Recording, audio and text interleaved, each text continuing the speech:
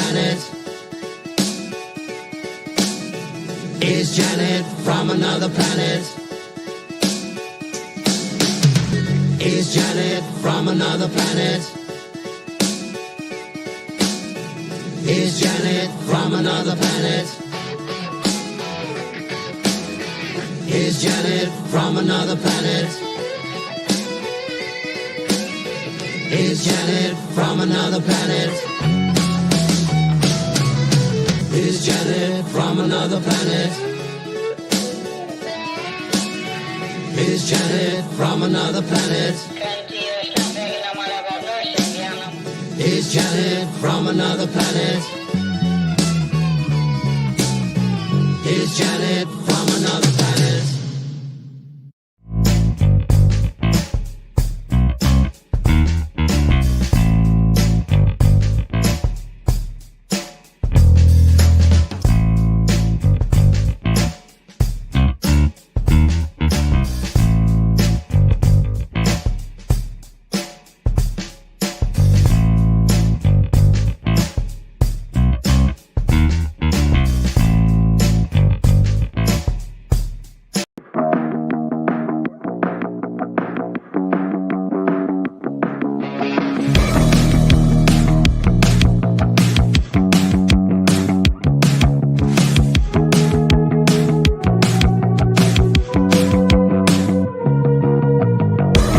Today's digital landscape with the spread of false information can lead to dangerous outcomes. It's crucial for everyone to think critically and verify sources and reflect on the impact of what they share. Let's promote responsible communication to ensure that truth prevails and actions remain rooted in reality. The opinions you're about to hear on this show are strictly those of the panel. The following program is rated TV MA LSV. It contains strong language, sexual situations, and violence. It is intended only for mature audiences. Hello, everyone. Welcome to After Hours. We had a few technical difficulties, so hopefully everything will work better. We've been trying to fix it, but I wanted to welcome Chris Moore again. He was here last week, and he's going to talk about some more things that they discussed when he was gone to DC. And I've got a few things that I want to play to remind people of things we already knew about. And hopefully everything will work out pretty good. But how are you doing, Chris? Doing good. Good as you can do in this crazy world we're living in these days. I know, it has been crazy. So give us a little update on what you were doing and why you went to Washington, D.C., and let everybody know who you are and that kind of thing. Okay, well, Senator Johnson is doing a in-depth dig into how all of the truth was hidden during the COVID, what the real damages of it were, and basically because we're trying to figure out solutions. And until we start talking about the truth openly across the board, we won't be able to come up with solutions because they're not willing to even look at the problem. So it's going real fast these days. We have a new finding coming from Dr. Campbell about the myocardopathy. And they actually found it, looking at autopsies and all of that. That video that I sent you that she said you can't play, I hope people go to the link. It's a little bit on the technical side, not too much, but in a way that most people could understand it. And it talks about how the spike protein caused autoimmune reactions in both the heart and in the liver. So that's a really, really good video to watch.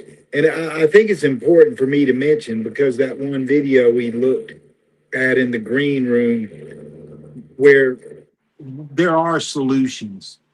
Okay, we've come up with herbs that will increase your CD8, which is the main thing you need to get the spike protein out. That's one of the interferons, one of the T cells. And basically, like we talked about, I was telling people that they were going to inject us with AIDS. Now, the reason that I was saying that so boldly then is because I was in the shearing plow interferon study. I got bad blood in a transfusion after something that happened in the military, and I got hepatitis C from it. So I got into this experimental program that was supposed to cure hepatitis C. Well, it wasn't spike protein and it wasn't a COVID vaccine, but it did alter my DNA. It altered my RNA to tell my body to make more interferon. But the problem is, I'm pretty sure for that one, what they did is they got horse interferon, and then they changed it to where it would work with people. Basically the same thing they're doing now with this, but it was just more to help the body attack the thing. Well, a lot of men who were in my group in the study died, and everybody got sick. Some people didn't get anything, and then we found out there was a placebo group. But it was brutal. I promise you, it was the most brutal thing I ever went through in my life. I would give myself injections in my thigh or my stomach. I would shake and quiver and vomit, and all this other stuff. And it went on for about 18 months, and it was not good. It's chemotherapy, basically, is what it is. So when they started fabricating all these proteins that they were going to use to make the spike protein, they were building these protein trees out of sections of other creatures and building one that would work. And I thought, oh, that's going to be worse, way worse than the interferon was, because now they're putting mice genes in and, bacteria, all just, I've got a list. I don't want to get into all of it right now, but Congress has that. And then all the side effects, the cancers, the cardiomyopathies, the hepatitis, pancreatic cancer, all this other stuff, we know sort of what caused it all. Now we're ready to get the solutions out. But it's going to require talking about some really hard truths, that they really did kill millions of people, experimenting with something that so the origins of COVID will never totally be told, because you're going to show a video in a little while of this lady saying, yeah, we were deleting things that were coming in. Well, we were getting videos from China and kids at Apple University who said they had local elections in Wuhan, and Xi Jinping got so furious that he basically, they say it leaked out of that lab, but students that were down there watching people drop dead in the streets and sending videos to us in America saying, man, look what's going on, and the welding of buildings shut, starving people to death. I mean, that had nothing to do with COVID. And we know it happened. There's no dispute whatsoever that they didn't lock people up in high-rise towers and starve them to death during that. So it was.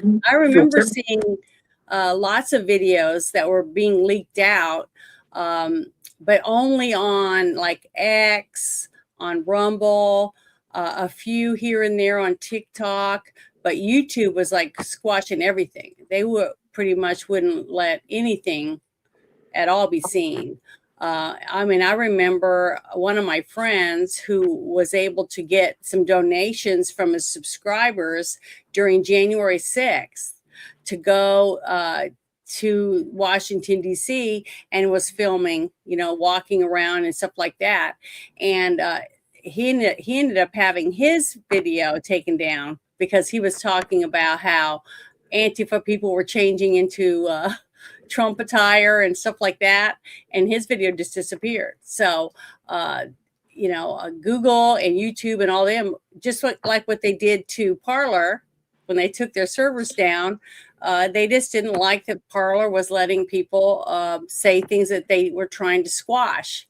Remember, Facebook did the same thing, and that's why I was so disgusted when the whatever his name is, I can't remember his name right this second, went to the inauguration, like he was some kind of special person when he was in on all of this shit. covering things up and not letting people say the truth and things like that. And it's sickening. It's sickening how all the news outlets and most of the apps were squashing you, wouldn't let you say anything.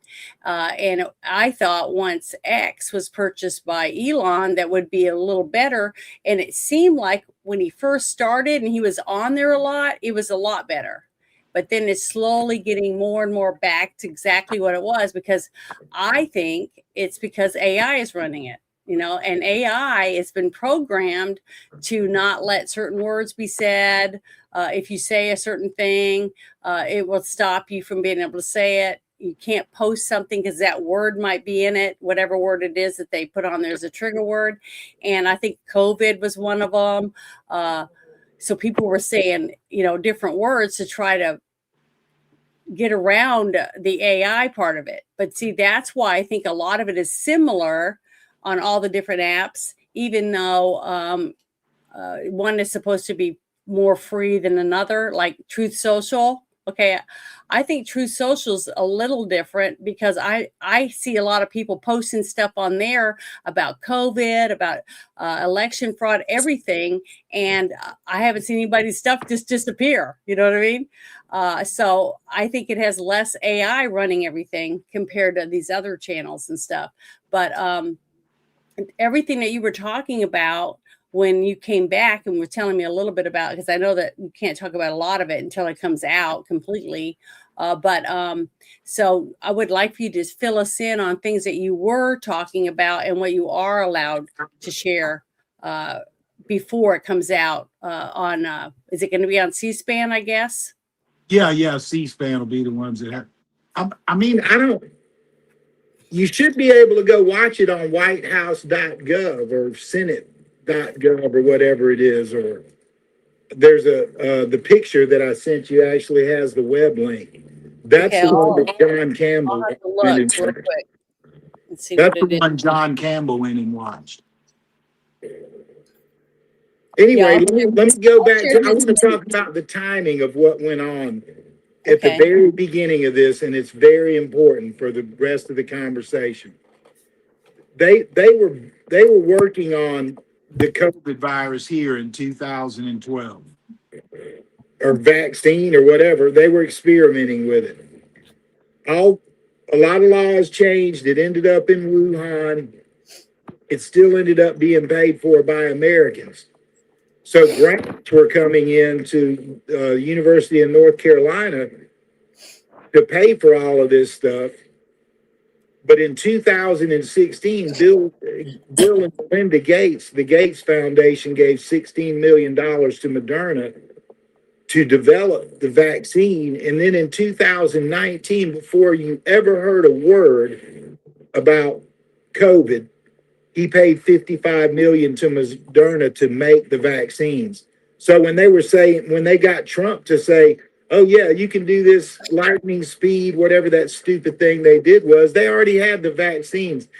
That's the first and most important lie all people need to understand about this. They had the vaccines ready before the first American heard the word COVID. Mm-hmm. And they never tested them. There was one test where they gave 100 dogs the COVID vaccine and all 100 of them died. And they gave it to us anyway. You know, the things I'm talking about now, it's out there. These things were on, it's public information, all of this stuff now. And it's getting worse and worse about the public information. But what I was going to say is COVID was a three-pronged attack. The first one was the physical disease. The second one was for the people that wanted to make the trillions of dollars off of the vaccines. But the third was literally to overthrow the Western world. They did mandates and shutdowns all over the world, and miraculously, one party did so well, it was unreal. And now looking back at that time, it's like, wait a second, how do you have more people vote in elections than there are people? Well, right? So that right there proves that it's cheating, because you can have more ballots than were passed out. That's right. Okay. Okay, so if you look at But for some look at reason, that. they don't see it that way. At least the people in charge are saying, well, they're making excuses because they think you and I, the public, are dumbasses. And then Okay, we'll eat let's any fast shit that they forward. dole out. Let's fast forward with that picture in mind. Let's fast forward to December of 2019. Mhm. The head of World Health Organization from Johannesburg, where the World Health Organization is, comes on and does a press conference and he says, we are going to have a hantavirus outbreak. Pandemic, he was calling it. I'm like, your job's not to announce pandemics. You're supposed to prevent them. That's your number one job. So, of course, I started digging into it. And I found on the SBK4 system all of the data where they were trying to sequence the hantavirus for another mRNA vaccine. Yeah. So it was initially reported that it was being looked at Oxford through Moderna. And that's what Dr. Campbell came up with. And I dug a little farther, and it's actually the man who owns every Hyundai corporation has given 10 million yen or whatever that is they use in Japan to give to a Japanese vaccine developer. So we're chasing them around, and every time we get to them and say, you cannot do this, they just hire somebody else to do it and pay millions of dollars. So all this time that they're saying, well, there's a horrible outbreak of hantavirus in a port down in Venezuela. And they got cruise ships going in and out of there, flights coming in and out, tourism going on, but they're not preventing it from getting out. And then when we crush that, we're like, no, you ain't bringing anybody to America that's been down there. We're sealing the borders, blah, blah, blah. Then Ebola breaks out. And there's been 132 cases, but here's the problem. Once again, the World Health Organization in two different press releases today, this week, specifically about Ebola. In one of them, they suggested that they don't do travel bans or any of that kind of stuff. And then the United States was going to build a containment place, to keep people to find out if they're going to get it, if they're exposed, whatever. And the Nigerians don't want us anywhere near Nigeria. And I had suggested a couple of weeks ago to the people like the senators, the intel community. I said, look, send the same hospital ship you had outside of New York when COVID was going on. Send that over there and use that because that'll be out in the water, blah, blah, blah. Well, they didn't do that. And all of this put off is going on. And now there's somebody trying to come up with an Ebola vaccine. Same thing, mRNA, blah, blah, blah. Well, somebody down in Argentina dealing with that stuff. I put a comment on one of the videos that Dr. Campbell put up. Yeah. And I explained that I had seen the data sequencing and all that. And a doctor from Venezuela commented exactly everything, that they've used in plasmids. And that's even worse than the mRNA. The plasmids will literally cause us to have autoimmune diseases. Well, AIDS, which is acquired immune deficiency syndrome, attacks your T cells. What this does with the vaccines that they're giving us is it makes our T cells fight our own body, which is basically what AIDS does. Yeah, I watched the video. I've shared it in the it was Dr. John Campbell's channel, and this is it right here. This is the video that you sent me, and I watched it a couple of times, and from what I gathered from his information, which I recommend everyone watch because it's very, very informative, was saying how the COVID vaccine spike proteins attach to your healthy cells, okay, in your body. And when your body sees the spike protein, it knows it's a invasion. Okay. So it attacks the spike proteins, but the bad thing is it's attacking your healthy cells because there's spike proteins attached to them because they stick like a little porcupine quill would on anything, right? So your body is trying to defend itself from the spike proteins, not realizing it's attacking your healthy white blood cells and stuff because there's spike proteins attached to it. So basically, they have to figure out a way to remove the spike proteins and not have them constantly keep regenerating. Which is part of the problem. Even when you and when I first started talking to you and Dawn was looking under her microscope in her own kitchen, trying to figure out with using her own blood and your blood and other people's blood that she could get a hold of to try to find out what would make the blood clean again, away, back to what it should be looking like. And she tried all these different things, the household chemicals, whatever she could get her hands on, and herbs. And she finally came up with a few things that she could see it works. So the fact that you two were able to do that with everybody being, This is Formosa. And I've been finding out about thousands of plants, but I'm telling you right now, with this couple of strands of this in some hot water and make some tea, and it's nature's absolute best mood enhancer, non-addictive, makes you feel like you cannot sit down. I've got to go do something. It's that kind of thing, but it's not speed. It's only a mood enhancer. And it also works incredibly with joint pain and arthritis and stuff like that. These were junk trees that were brought to America for landscaping.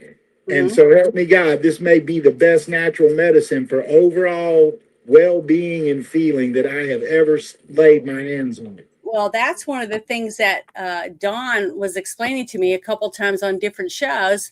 Now, the thing is, 2 of the shows are no longer available simply because YouTube didn't agree with what she was saying. Even though I played all that stuff like I did at the beginning of this, trying to say this is our point of view, this is what our choice to talk about it, and we don't tell you that we're doctors, we're not scientists, we're just people, we're Americans that want to see other Americans get information and be able to help themselves. And just like you were saying earlier before we started, that you have American Indian blood in you. And well, so do I. My great grandmother was raised on an Indian reservation. It's Chickasaw Nation. Okay. And guess what they used to do? They took care of themselves using natural things that they found in their environment. They didn't have laboratories. They didn't have all the different stuff that we supposedly have that sets us better than anyone else. And that's what they would do. They'd go out and find moss and mushrooms and mud, all different types of things to use to heal the people in their tribes. And what's interesting when I started getting to talk to you and Dawn was the fact that she was coming right back to nature to be able to help people, because when you go to the doctor, it seems like today, that they say, well, take this pill, it'll help you with that. Take that pill, it'll help you with this. And take this, it'll help you with this. So you're taking a handful of pills, prescriptions, to fix the problem that they gave you. You see what I mean? So they're making more money off of the shot that they gave you. Then the health problems you're having, they're getting money. And now you're having to take medicine for the rest of your life. So why not try and start taking supplements that might be able to help you, right? Yeah. Well, Big Pharma, you have to keep in mind, number 6 in the top 10 most revenue building businesses in all of America is pharmaceutical. And that's one of the parts of the lobby of Washington, D.C. The entire reason the Food and Drug Administration was created was so they could make it against the law to grow opium poppies and then turn around and sell you codeine pills. That's the whole reason it was done. It was done by the Rothschilds and Pfizer. So just hands down. I mean, What about Moderna? Who owns Moderna? that's a European company. Okay, well, there's like 3 or Bayer's 4 German. different companies, wasn't there, that had all vaccines by the end of it. Well, yeah, and I mean, but that's because, I mean, okay, Allen Dulles. There's Dulles Airport up in Washington D.C. Right? That's Allen Dulles, and he's praised as being the greatest man ever. He basically orchestrated the Second World War. He worked with the Nazis in the American banking system. He was behind MK Ultra. He's the one who ordered MK Ultra. He is one of the worst ever people for the American population, one of the most damning and sickest people in the world. And if you look at his history, it's appalling. The things he was involved in, like doping soldiers and seeing if they could brainwash them and all that kind of stuff. All that came from OSS and then the CIA, which Dulles was part of. Okay, Dulles's father was a preacher, but he was the Secretary of State, while his brother was the Department of Defense, something, I don't know. It was some crazy thing where the two of them literally could control the world with their positions but their grandfather was a senator, right? So those kind of things go down, but go to YouTube and Google Allen Dulles. You will be stunned at what that man was. He manipulated wars, he caused the Cold War. He caused the Cold War because someone came to him with information he chose to withhold.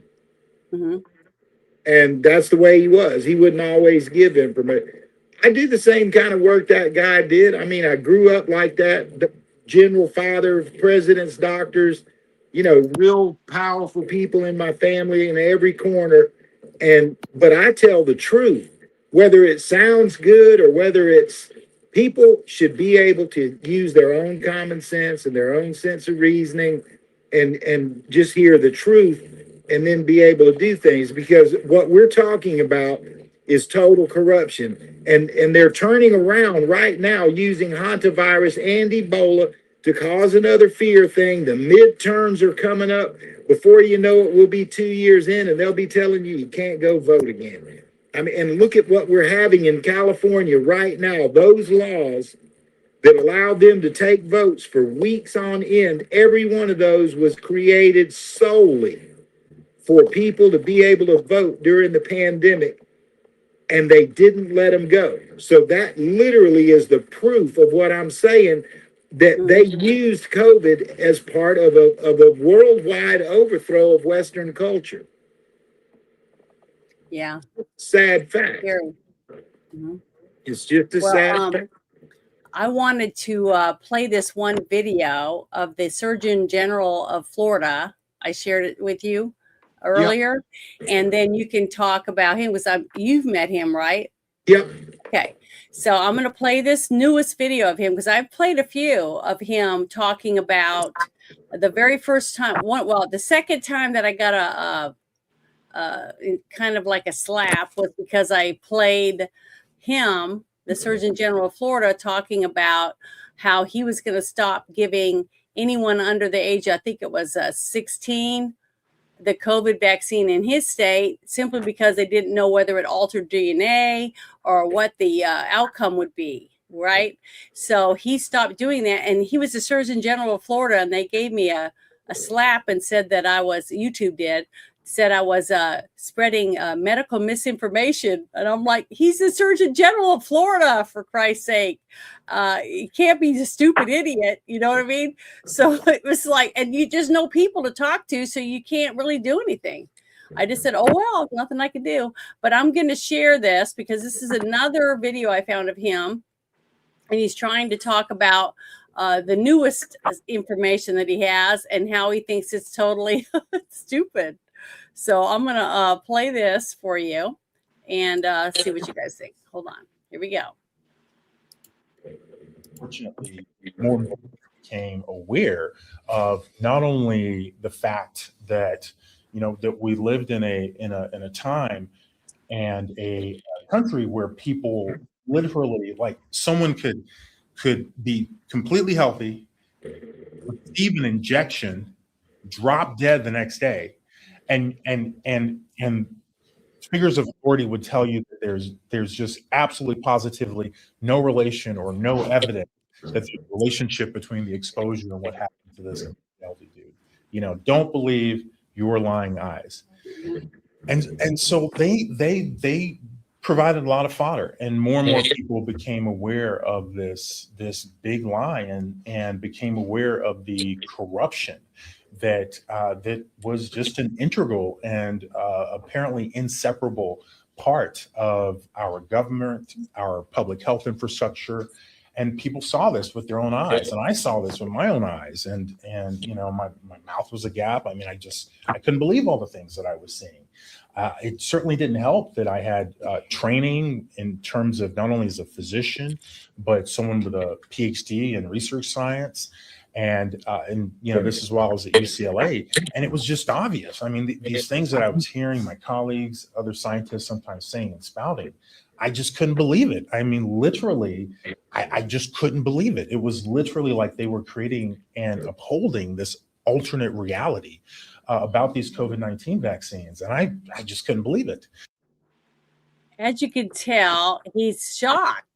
And a lot of people were, I'm copying this so I can share it in the chat with all of you. So hold on one second. I want to put it in the chat so you can share this video. And this is the Surgeon General of Florida. And this is from a post from the Health Freedom Defense Fund on X. And I just wanted you guys to see that video because he is the Surgeon General of Florida, huge state with millions of people, and he was aghast, you know, about the reaction of what people were saying and the way they're reacting in the medical areas of our country to somebody getting a shot and then collapsing or having other adverse effects from their vaccine. And yet everybody was turning and looking the other way like, well, we have no clue what's going on. You know, it's ridiculous. I mean, and even me, I'm just a normal mom, you know, American that has a job, it works, cleans house, it does normal stuff. And I think I have some common sense, and I could tell that something wasn't right. and because I ask too many questions, I get ostracized because of it. And that's sad because we should be able to ask as many questions as we feel we need to feel safe. You know, I believe that. Well, let me tell you my Surgeon General story. This kind of goes out a little bit. It was, I know, do you remember around New Year's Eve when there were supposedly some aliens landed in Miami? Yes, I remember it was a crash. Yeah, it went crazy, right? All right, so let me tell you my week going up to that. Okay. I was told you need to go down and go to this press briefing for the Surgeon General. And I was like, wow, that's cool. So I told somebody and they said, oh man, I got tickets to the Georgia-Florida bowl game and I can't go. Just come by and get them. So I go get those tickets. I go down there. I'm spending time in Florida and having fun. And I was sitting on the beach in a space. And I used to just listen, right? And these people in this space are planning that. And I was like, wow. So I go to the Surgeon General's press briefing. That night, I went and parked across the street from where they told everybody to meet and nothing happened. You know, I was like, nothing happened. Some kids threw some fireworks off at where they were going to have the major fireworks show for the Miami Beach. And there was a lot of fireworks around. So, of course, they chased them off. They're firing fireworks around stuff that literally would blow a car up. Anyway, so here was the press release for the Surgeon General that I went to see. He banned all mRNA vaccines in Florida. And then instead of them saying that he banned the mRNA vaccines, they went crazy with that stupid story. And I'm telling you, nothing happened.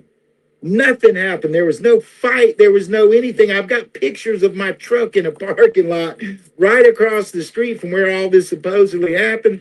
And there was no cars even in the parking lot I was in, which is like always full. People use it to go on cruises and stuff.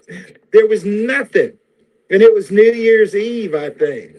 So yeah, that's how they do that. That's how media keeps you from finding out anything that matters. Like, you don't hear them talking about Ebola. What's WHO doing? Or why are they making vaccines? And this is the same crap they did to us that basically had people. A couple people asked me to drive them by those National Guard Reserve Unit vaccine places. And I went through the line and all the crap I heard going through the line. And even the soldiers, I'm like, I am not taking your stupid fucking vaccine. Get away from me, man. Right? And the people in the car were taking it. I'm like, you don't have to do that. You know, you don't have to do this. But the lines of cars of people, it was in the hundreds of thousands of people just in Nashville. Right? Everybody was waiting in line to basically, at this point of the game, we know it's commit suicide. What they're talking about with the myocardiopathy, the heart damage, oh, it's like aging from 50 to 90 in about 2 years. Okay, well, we're going to keep on aging. And in the near future, it's going to be people.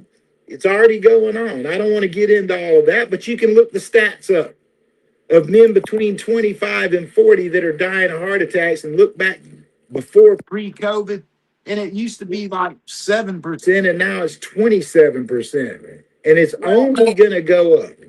I want to share something that I posted on my channel because I want it, and I would like it if you see it, to write this down, because it's the truth, and it's when it's not a law. Okay, so when they tell you it's mandatory that you have to wear a mask, or you have to get this shot, or you have to take this pill, or whatever, at a store, or that it's required or ordered or requested, it's an ordinance, a decree, a recommendation. Okay, any of these things, guess what? It's not a law. None of these right here words are laws. So if you go to a store, which I did many times, and they said you have to wear a mask, and I said, why? Okay, why do I have to wear a mask? And they said, well, because we don't want you to get other people sick. And I go, well, I'm not sick. I don't have a fever. I'm not sick. And I never had COVID. I took blood. I made them take my blood one time, and I didn't have it. And I've never had it. And I didn't get the vaccination. I've never been vaccinated with that. And I barely ever wore a mask. And what I did was I took a box, because I have allergies anyways. And I folded it and I kept it in my purse. And it says right on the box of these masks that everybody's wearing that it doesn't prevent viruses. You could wear it for like maybe dust, other larger particles. But I would tell them, if you wear that mask to stop something, it's getting in your eyes. And if you look at your eyes in a mirror, you can see that you have blood vessels in there. So if it can get in your eyes, it can get in your body. It can get into your mucous membranes or whatever, and whatever it is that you think you're not going to get, you're going to get. Why do you think they wear those full body covers when it comes to something like Ebola and other viruses that can kill you, and that there's no cure for? There's no vaccines. There's nothing. You either live or you don't. Okay, with something like that. So that's why I carried the box with me, because when they'd say I had to wear it, and then they say, well, you can't come in to my business, and I would say, fine. So I would leave, because if it's a business, a restaurant, a grocery store, or any of these other places, and they ask you not to come in because you don't have a shirt on, or you're not wearing shoes, it's a requirement for their business for you to wear that. And they can tell you can't come in because it's their business. Just like YouTube or X or any other platform, if they say, we don't want you to do this, this, and this, or we're going to kick you off, they have the right to do it. It doesn't matter whether we like it or not, because they own it. Okay. Just like your house, you can say no to anyone that comes to your door. You can't come in unless you have a warrant, right? So it's the same thing for any business. But I just wanted people to remember, when you go to the park or you go anywhere and they say it's mandatory or it's required or any of these other words, it's not a law. Okay. If they tell you it's the law, you have to do it, or you can't, do this, totally different. But none of them said that. They said these words that I have on there. I just wanted to remind people of that. So if something like that ever happens again, listen to what they're saying, take a breath and think about it before you react. Because when you go off all upset and pissed off, all it does is nobody listens then. Everybody's just yelling and screaming at each other and nothing gets done. So try to just stay calm. Think about the circumstances of your actions before you act, and it will help a lot of people. But go ahead, Christopher. I'm going to take this down so you can go back to what you were talking about. I just wanted to add that because a lot of people don't really think about that part of it. I'm just going to say something that's just ridiculously funny about all of that. Yeah. And just as a side note, me and my father were telling him, he was still alive then, and he was calling up Dr. Redfield, who was the head of the CDC. My dad trained Dr. Redfield when they were on active duty together. My dad trained him to be a hospital administrator. So it was kind of chummy, and we were talking about it all. And the 95, that goes by the size of the filter. A 119 which is the one that has the two little cans over here by your mouth and seals around. That's a 119. That'll stop a virus. Those are made to stop fumes from paint and stuff like that. So they're right also. Yeah. So then here's the thing though. You go to the grocery store, they tell you to stand 6 feet apart. They tell you got to wear a mask. And you know what everybody took the mask away from their mouth for in the grocery store? To lick their fingers so they could open plastic bags, so they could put fruits in them, and so they could pack their groceries, right? And you got people in there licking, they've got the bathrooms open. We eventually found out that no, it won't spread through urine unless you go hand to mouth with something that's been infected with it. And we went on and on and on and told them you can't.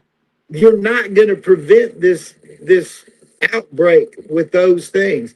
And all of that was, go look up the people who got the money to make the masks. Remember the shortage?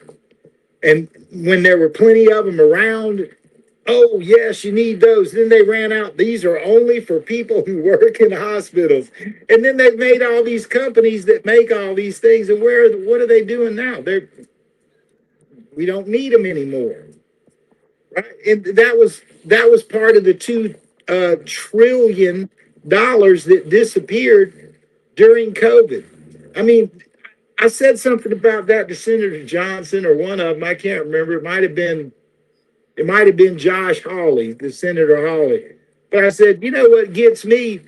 We spent $2 trillion during COVID on infrastructure when everybody supposedly was on mandates to not leave their house. I said, have y'all even bothered to look up and see if a bridge was built or any roads were done or anything like that? And they looked into it, and sure enough, they gave away, I'm not talking about billions, $2 trillion they gave to their friends for shit like that. Solar panel companies that no longer exist, that got $500 million, never made a single solar panel, and it just happens to be a buddy of Barack Obama's. I mean, it's kind of, the corruption, you're starting to see it come out. Yeah. And I think there's so much hitting us at all one time that people don't really realize how really bad it was. And these globalists aren't trying to give up. They're still censoring. They're still trying to tell you what to say. as I said in last week's show, there was a lady in there in that thing who is the highest doctor over everyone who issues oncology to anybody. Right? If you get cancer and you need this, this Yeah. is the woman who's over all those doctors, does all the seminars, what's new, what works. That individual did not even know the first thing about mRNA vaccines. There had to be 5 doctors there who deal with it all day because all she does is sit in the office and sign documents and push papers. Well, Yeah. I stood right next to Senator Johnson when he went to ask her, are you lying or did you just not know? And she's like, I had no idea. Now, look, censoring you and me on deep medical issues, I can see that. Maybe not so much me because I'm a nurse and I've got medical degrees in a research history and blah, blah, blah. But my point being, you can't keep it from the people who are trying to provide the solutions and the help. And we have postponed it already for too many years and more people are dying. There's no ifs, ands, or buts that we don't know for sure that people are dying from side effects from the vaccines, and it's been years now. And it's Probably going to get worse. We have to have studies. And as far as I know, we do have some independent studies that are going on right now to track people. Many have signed up to be in the studies. There's lots of people on X that have shown their journey from how sick they were, losing their hair, losing weight, having sores all over them, all kinds of different symptoms, which is really bizarre, heart problems, stomach problems, and some of them going to places like Japan and other countries to have transfusions and stuff done, and showing the difference from what their blood looks like before and after, things like that. So a lot of people are taking the initiative for themselves because they're tired of waiting for the science community here in our country to help them, because a lot of people like me, I don't trust the medical people anymore. I mean, I'm very leery of anything. I had a friend that had heart problems and they needed to have surgery, but they were so upset with not trusting the medical field anymore that they didn't get surgery because they were worried that when they went to sleep, someone was going to jab them up, because many people have gotten the COVID vaccine while they were sleeping. So there you go. And that's wrong. You should not ever be in fear of your life when you need surgery to have your knee done or your hip replaced or whatever, outpatient surgeries, anything, because as soon as you go get a colonostomy, and when you're you're getting jabbed up with against your will. That's like, to me, there's no difference between that or you going to the doctor and you're pregnant when you go in, but when you leave the doctor's office, you're not pregnant anymore and you didn't even know they did it. See, that's wrong. That is wrong. And all of those doctors should be held accountable for any of those things that they've done. My point of view. Yeah, I think the biggest problem of all of it was the mutilation of children, and of course the organ trafficking. Yeah, These are all the same people that did all of that, and Jeffrey Epstein was involved with all of them. That's why they don't want the whole truth about the Epstein files coming out, because that guy, he was the new Dulles. Remember, I just spoke about Alan Dulles? That's what he was. He sort of took over what Dulles did. He thought the world should be a certain way, and he was going to make it that way, hell or high water. And he had people that would give him money to listen to his crazy stuff. Well, Bill Gates has been talking publicly now after his interviews, and it sure is looking like he's got the media spouting for him. Oh, he wasn't doing anything while I was there, but on my shows, a few of my shows, I played interviews with some of the victims, and they said that Bill Gates was doing scientific experiments on them. That a couple of the girls were with other girls trying to keep them calm, younger girls, while they were taking blood and doing all kinds of stuff from these girls. And so I hope that they don't just let them off with nothing, and they listen to the witnesses or the girls that were abused. But I want to play this Senator Johnson interview for you, and then you can talk about that. Okay. All right. So let me get ready to play this for you. Oops, I gotta push play again. Watch again. What does justice look like? What's next steps for you and all these families who have been affected by this? First of all, we need to expose it. Listen, I appreciate News Nation covering this. The major networks, ABC, NBC, PBS, CNN, CBS had Major Garrett do one interview with me on their streaming service, but it is just radio silence. I mean, this is the biggest government scandal of my lifetime, because people died because they weren't given this information. They were permanently disabled because the government withheld information the American people had a right to know. So I appreciate you covering this. Stay tuned. I'm not giving up on this. We're going to start interviewing these people. They better not lie to us. We're going to uncover this entire plot. Do you think this is bigger than scandal? The biggest scandal of your time, bigger than Watergate?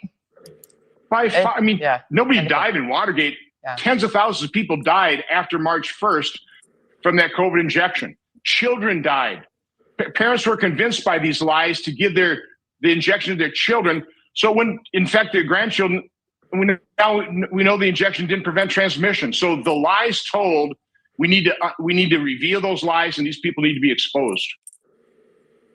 Yeah, definitely. And I wanted to you to also bring up the fact about what you found out about the autopsies and stuff too. Remember, we talked about that before the show. I'd really like for you to talk about that along with what he was just talking about. Yeah, so if you go to Dr. Campbell's page and search his page, there is so much information available about the blood clots, from them literally showing on film how they pulled them out of people's bodies, to what they're made of, to a film exactly like the one that I sent you today about the heart and the liver. They have that for how it did the blood vessels. Let me tell you this. Let me tell you a video that I got to see. I think they did it in Northern California somewhere. You talk about scrub one. So they got a rat and they shot the rat up with the vaccine, and then they waited about 30 minutes, and then they took x-rays with dye, and the testicles, the major organs, and the heart of this rat were glowing so bright you couldn't see the rest of the rat in there. So that's what happened when they gave it to us. They said, oh, it'll just stay in your arm and you'll build up immunity to this shit. Oh, no. Those spike proteins started recreating themselves using our cells to the billions, and then they went straight to the organs of the heart, the liver, the spleen, the pancreas, the intestines, colon, skin. I mean, and there's cancers everywhere for all that stuff. Depending on which vaccine you got, what your blood type was, and what your genetic makeup was, skin color, all those kind of things, it attacks people in different ways. It's really horrible. And now you have most of the black community says that they were targeted by AIDS, but see, they have more high blood pressure. They normally have a bigger hearts and all of this, and that's just typical in their medical histories. So they were prone to have this stuff attack their heart. Like Northern Ireland and England and Scotland, those people got it in the liver. But that's because they created alcohol, or they make the best alcohol or whatever. I know when I drank all my shit from over there. So it's been 30 years, but still, that's where I got it all from, you know. And because of that, in our generations of whatever you want to call it, evolution, whatever, you were prone to certain things. Like French and Italians were prone to the pancreatic cancers, but they have such high sugar diets. And I mean, it's really, when you look at it all on paper, it's like, how could they do this to us? And then you have to just swallow it that They did it on purpose for those 3 reasons that I told you they did it. First, she used it for what it was. Hey, man, what are you doing voting? We don't vote in China. I'll tell you who your leaders are. And then he poisons his own people. Then you have the Nancy Pelosi's and the Barack Obamas in the deep state said, man, did you see how that worked, man? We ought to get some of that over here. We might be able, blah, blah, blah. Their little globalist control game that comes in. Mm-hmm. They switch the elections and all that. And in the meantime, you got your Bill Gates and your Tony Fauci and all that have a God complex who are like, oh yeah, we can cure this. And then the cure is worse than the disease. And they created the disease. It's like, you cannot fucking be serious. This is really what happened. They did it for this. Money. Yeah, they did it for those other 2 reasons. Every hospital, I had friends that were telling me that there was 2 brothers and their dad, and their dad was taking care of the mother, and she had one of those deep diseases that slowly eats away at you, and you slowly die. I can't remember the name of it, but she had that, whatever it was. And one brother lived states and states away, and one lived 1 state away. So the dad said, she's not doing well. We're going to put her in the hospital. So the one closest son came. Okay. The one that was farther away, by the time he got there, she had passed. And they were telling him that he couldn't go in the hospital room and stuff because she died from COVID. He goes, what are you talking about? She didn't have COVID. She had this, whatever the other disease was. And they said, no, she had COVID. He had to get a lawyer and take him to court to get possession of his mother's body and prove that she didn't have COVID, because every hospital got paid a certain amount of money for every person they wrote down that died from COVID. People, 30,000 car accidents were being put in as dying from COVID. Okay. When I went, I was sick. I had a nausea, but it wasn't during COVID. It was like a year and a half ago. It was after the whole thing was, pretty much died down, but everybody was, getting jabs or whatever. And I was nauseous, but I didn't have a fever or anything. I just was nauseated. So finally I went to the doctor and at the emergency room because I was starting to get really bad dehydrated because I couldn't keep anything down. And the doctor wouldn't even come in the room with me. He stood at the door with a mask on and he's like, I think you have COVID. And I said, I don't have a fever. And they took my blood pressure. The nurses did. And they said, well, we're going to take a COVID test on you. I said, well, you're not sticking nothing up my nose. So they took my blood and I watched them and they came back later and they said, you don't have COVID. And I said, I told you.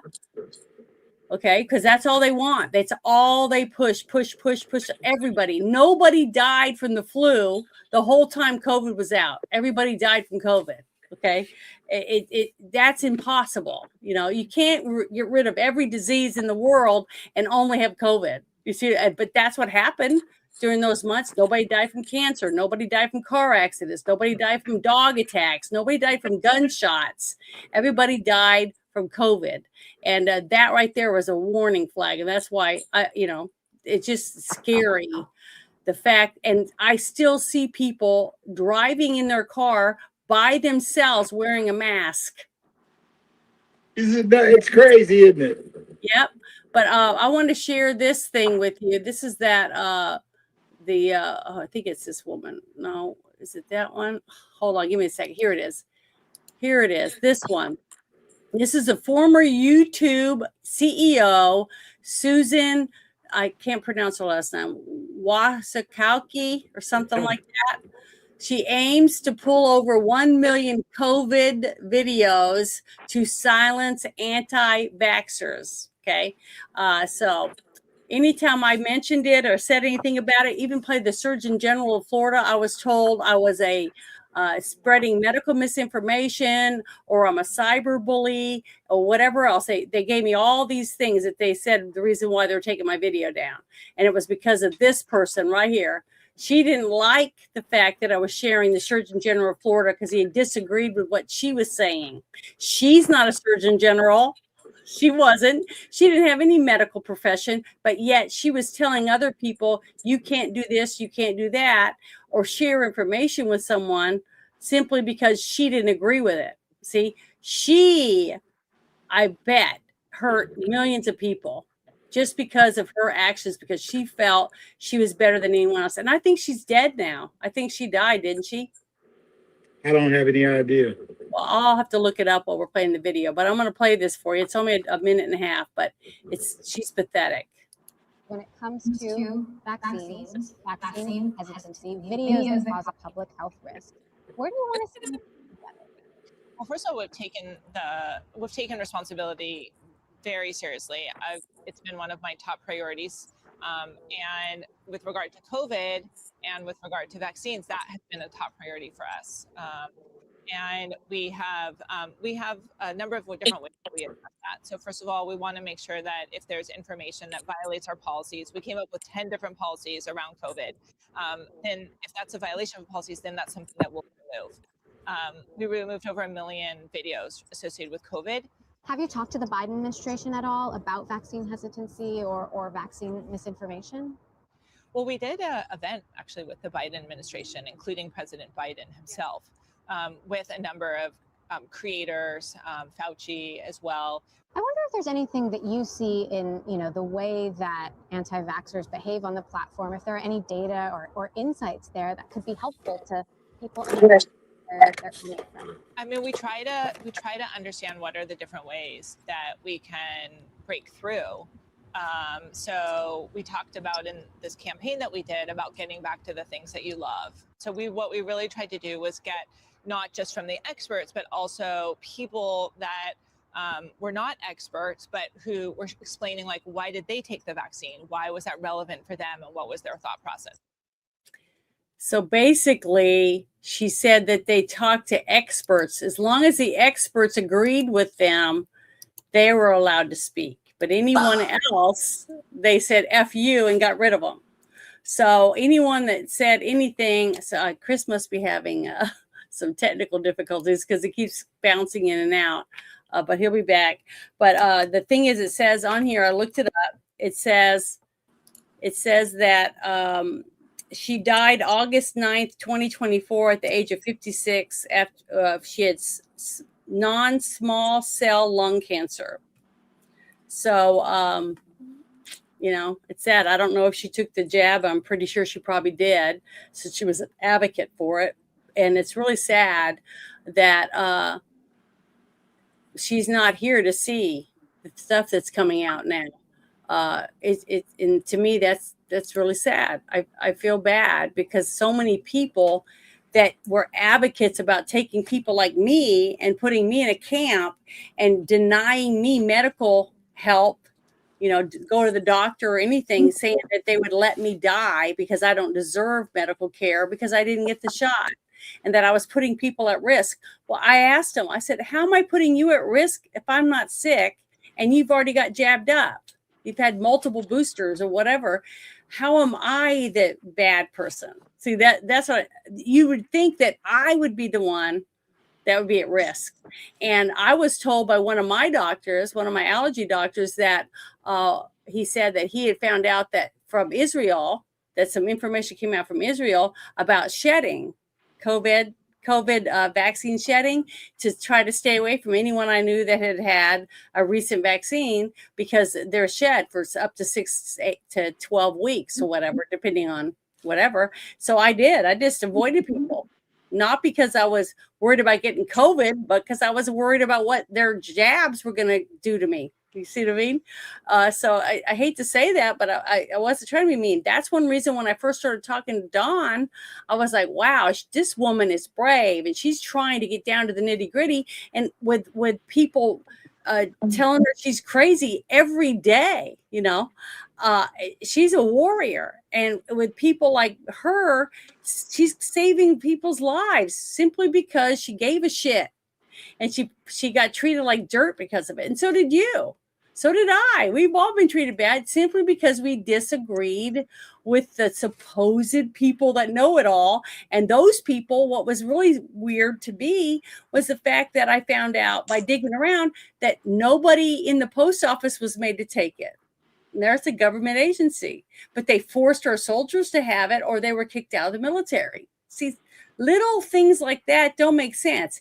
If there's a real illness and it's killing people and they need this shot to stop it, everyone would have to take it. The president all the way down to the peewee people in the streets. But here we are letting people walk over the border that never been vaccinated. You know, none of it made any sense. I was like, they think we're a bunch of buffoons that just go walk around sucking up people's bullshit and living it. Yum, yum, yum. I love bullshit. I mean, that's what they treated us like. And I was looking around going, what happened to our country? What? Where did all these people come from that are willing to just walk around behind other people and lick up their shit just because they're talking about something that sounds like, oh, yeah, that news people or that news people. And it was like a broken record. No matter how many channels you changed, they were all saying the same stupid shit. And it was like, I just quit watching them. I just quit watching any news because they were all full of it. Sorry, I went on a rant. But you can go ahead now, since I played that woman lying and covering it up. And now she's no longer here to cover up anything else. You know, she passed away from cancer. Yeah, And, those statements were all made in congressional hearings about the censoring and taking videos down and all of that stuff. Mm-hmm. And they admitted in there they were being told what to take down. yeah. Mm-hmm. That one guy, the lead guy from Facebook, I always forget his name. I can never remember his name. The lizard guy, you know, he gets a bowl haircut when he's a billionaire. You know, he has a $300 billion yacht and he has a bowl cut. You know, it just cracks me up. I can't remember what his name is though. But I played it on the shit show a couple of times, a video that he put out from one of his meetings, you know, the ones where you can see each other, video calls or whatever, with his higher ups in his company. Someone leaked the video and he's telling his people, don't get the shot because we don't know what the long-term effects are going to be. And we don't know whether it alters your DNA. So he knew a shit ton, a lot about the vaccine and nobody's even gotten it yet. He's telling his own people because he's afraid, well, if I shoot up all my employees, who am I going to have left? You see what I mean? Do you know where his wife is from? Probably China. You got it. Do you want to know what she was a part of? The Communist Party? I don't know. The COVID vaccine development. Yeah. Yeah, Well, he knew everything there was to know. I guarantee he didn't get it. See, that's another thing. I wish there was a test or a swab, just a swab. So on national TV, we could put every congressman and every senator, every governor, every single person in government has to get on national TV and do the swab so we can see whether or not they had the vaccine. I guarantee half of them never got it. No, I mean, Congress didn't have to take it. Yeah, they were exempt. Yeah, they were exempt, right? Mm-hmm. Here's what I say. I say all of them have to get every single vaccine and every rollout and just give it all to them. And then that's the same thing that they did to us. It's like, hey, y'all are the ones who voted for that. Y'all are the ones who told us to shut our mouth and do what they told us to do. Y'all are the ones who hired Tony Fauci, literally the man who made this biological weapon. They gave him all the authority to talk about what was real and what wasn't real. They have 500 of those biological weapons. I've seen the list. I believe it. Yeah, it's enough to make you want to scream. Yeah, I have one more video I want to share because it's another video that shows the links. Okay, because a lot of people think, well, you had this group doing this and this group. No, it was not just one group. It was a bunch of groups all working together for the overall effect that they needed, okay? Because you had to censor the people. You had to keep the people from talking to each other. So that means you can't go to church, but you can go to the strip bar, because if you're at the strip bar and you're drinking and looking at boobies and ass, you're not talking to each other, right? But in church, everybody's talking. Everybody's sharing in Sunday school. So that's why they didn't want you to go to church, okay? Because think about the riots They weren't just going to bars. They were rioting and burning major cities down. Then they would go to bars. Yeah. I know. That's what I'm saying. It was ridiculous the whole way they did it. And the thing is, you could go to a restaurant, some restaurants, okay, but you couldn't go to the movie theaters. So our movie theaters, pretty much bunches of them, half of them are gone. Half of them are gone that'll never be back because people started watching TV and streaming movies. Okay, Yep. They weren't movie theaters. Binge watching on Hulu. It became like a drug to people. They still do it. Yeah, they're still doing it. And because once you do something for a certain amount of days, it becomes a habit. Okay, just like working out. If you go and you start working out every week, every 4 days or twice a week or whatever, and you do it every 4 days for a whole month, it gets harder and harder to say no. But as soon as you sit on your ass for 2 weeks, it gets harder and harder to say yes. That's so right. Anything you do for a certain amount of time will become a habit, just like smoking. It's not so much once you get the nicotine out of your system, right? Because I used to smoke many years ago. It takes 48 hours to get the nicotine out, but it's this habit, it's the part to break. The habit of holding a cigarette, the way you feel when the endorphins go up because you're going to have your first cigarette with your cup of coffee or a drink or whatever it is. It's all has to do with not just the chemicals, it was the pattern that you give yourself. Like every morning I get up and I make my bed. Every morning I make myself make my bed. It's a habit now, but guess what? I feel like I accomplished something. My dad always said, if you make your bed, you've already accomplished one thing. So it's easier to accomplish the next goal and the next goal because you accomplished that. So when you go to bed tonight, you got a nice clean bed ready to get in. And I don't know. I think he was right. I think he's a very smart man. But what's sad is you had different. Let me just say one thing real quick. You know about the nicotine, right? Nicotine prevents the spike protein from reproducing. Mm-hmm. Yeah, that's why I won't quit. Yeah. Well, yeah, but I quit many, many years before even COVID was thought of, I don't think. Yeah, I went 13 years without smoking. I started smoking after COVID because they said nicotine will prevent the spike protein from reproducing. And I was one of the people who was put to sleep for surgery.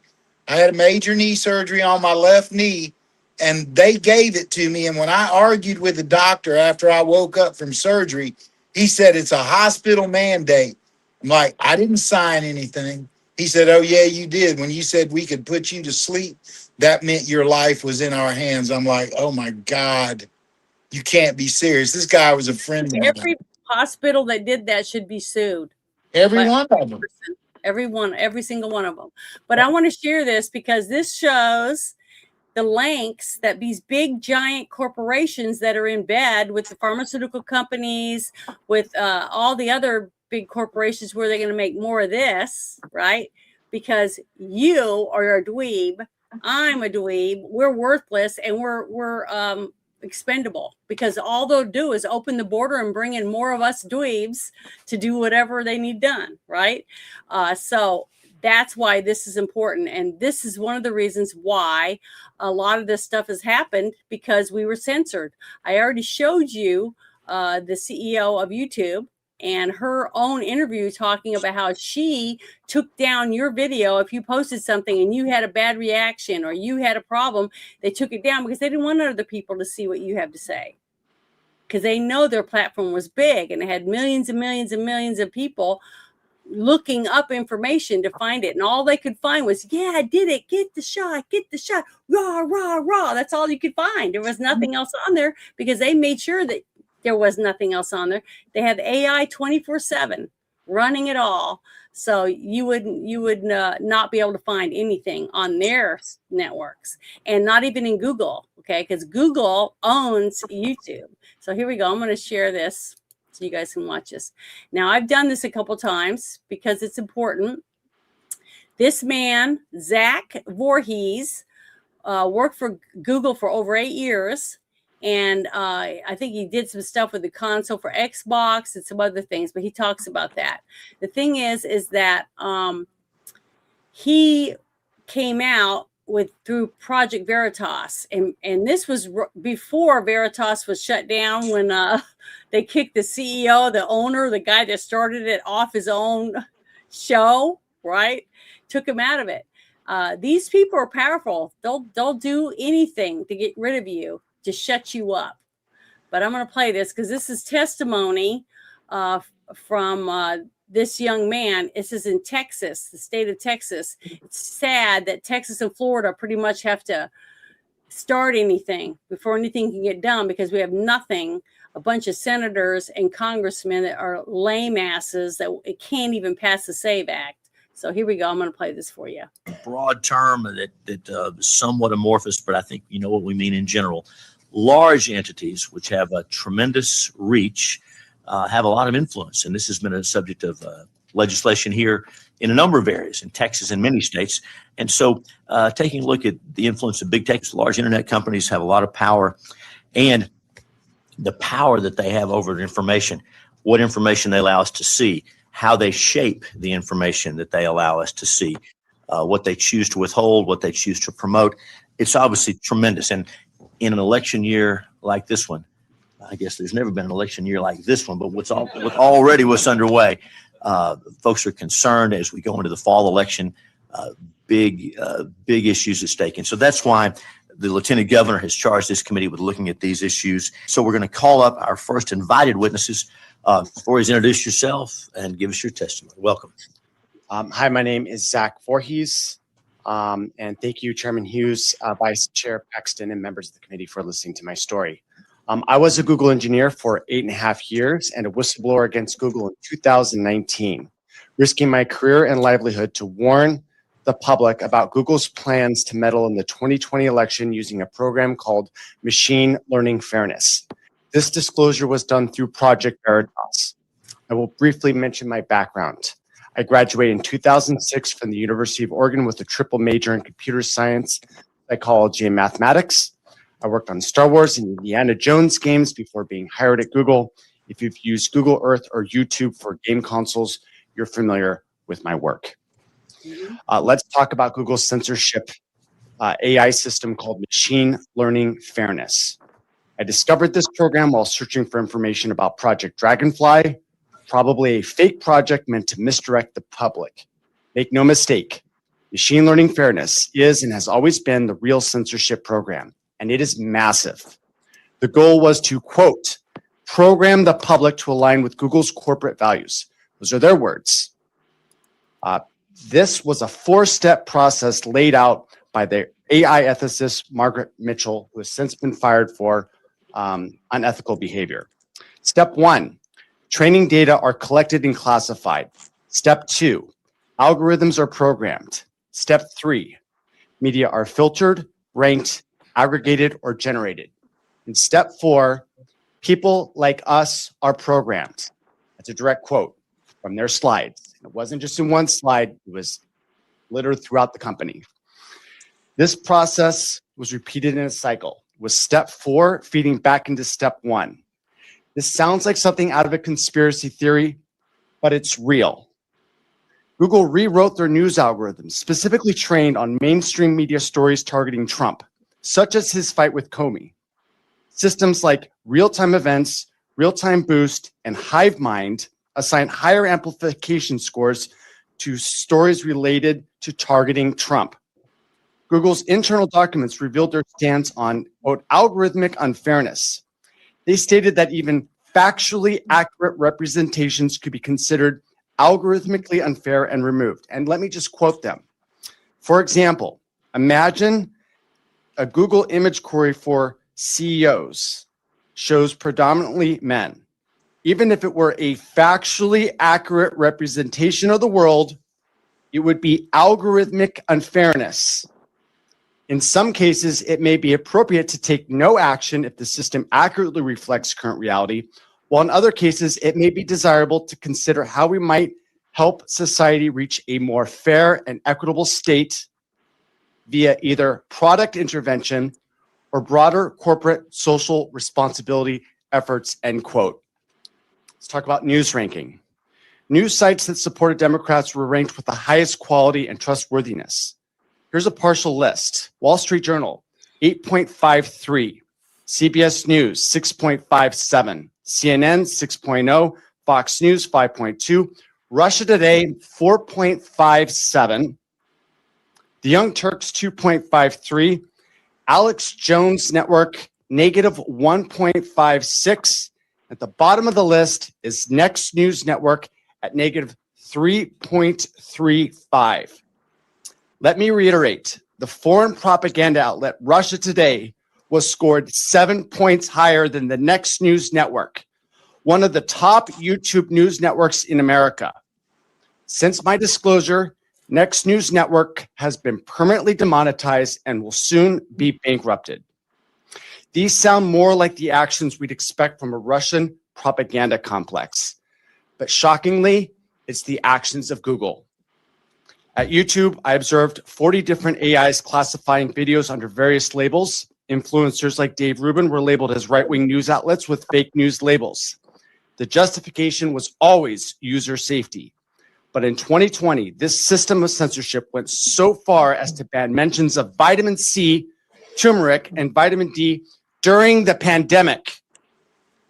Despite public statements to Congress, Google has many blacklists, some literally named blacklist.txt. For example, the 8th Amendment of the Constitution of Ireland, shockingly, was blacklisted from YouTube.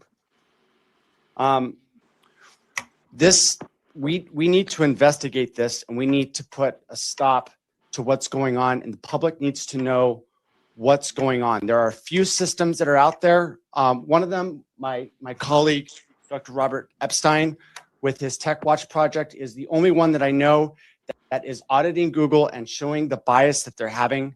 And I yield the rest of my time, and thank you for allowing me to speak. What recommendations would you have for this legislature to take action to address the issues you address? Can I go ahead and speak? My recommendation is subpoenas would be filed against Google for any documents that have the name blacklist.txt related to Google, YouTube, and their news search corpuses. I would also ask that you subpoena their documents related to rankings of media outlets. I've provided a supplemental showing a slide deck including such a list that is 4 years old. It's a bit dated.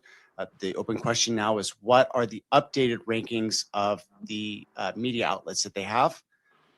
Also, machine learning fairness is so huge. I don't even know how you would even swallow that.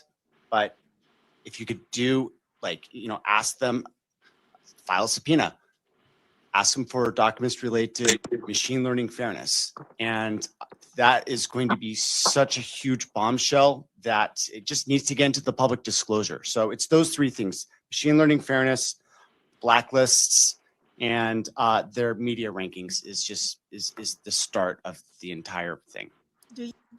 Well, there you go. That's what I wanted to share, because there you go, right there. He came out in 2019. Look how much time has gone by since then.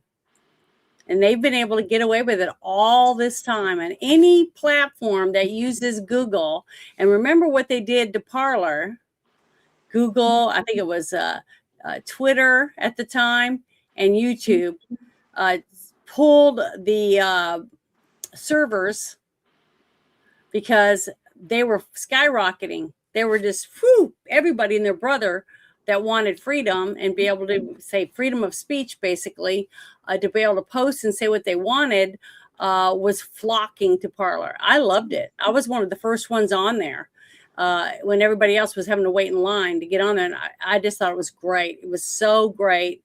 Everyone was wonderful. I mean, there was so much information. It was so easy to find things. I met some really nice people on there. And then when Google took their server away and they shut down and then they came back, it wasn't the same anymore. It was like, I'm not even going to mention what it turned into, but it wasn't good. It was worse than Twitter. 10 times worse. If you thought it was bad and you've been kicked off, because I'm on my 4th account on X. So, but it was Twitter before. The one I have right now, Janet from Another Planet, I still have, but it's sad. These people control all the media, basically, but not the one that's in the My Pillow guy started. I can't write news network, and there's a couple other ones, ONE or whatever, and a few others that you can actually get information. But on searching, I'm going to use DuckDuckGo and others, but guess what? Most of them have to go through Google servers. So if you post anything on the internet or anything and Google gets it, they know, they'll find out anything they want about you, and there's nothing you can do about it. So if you're online at all in any capacity, or you use a debit card, or you do any of these things, they already have all your information. They know everything. So, because they've had many, many years, they are so far ahead. And what's sad though is, if you can't find what you're looking for, keep looking. Keep looking. Ask other people. And guess what? You can also go to the library. There's medical journals in libraries. There's dictionaries. There's encyclopedias that still have stuff in that Google has been taking off the internet, so you can't find it. So there's many ways to find the information you want. Just don't give up, and don't let a few companies that own the internet basically keep you from being able to find out the information that you want.